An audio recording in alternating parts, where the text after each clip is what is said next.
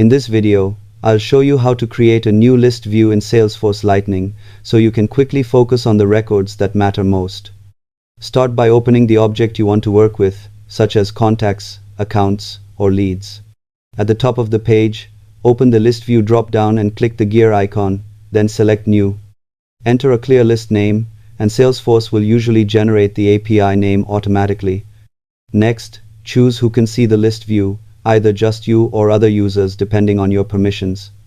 After saving, add filters to narrow the records shown, such as owner, status, or creation date, so the list stays relevant and loads efficiently.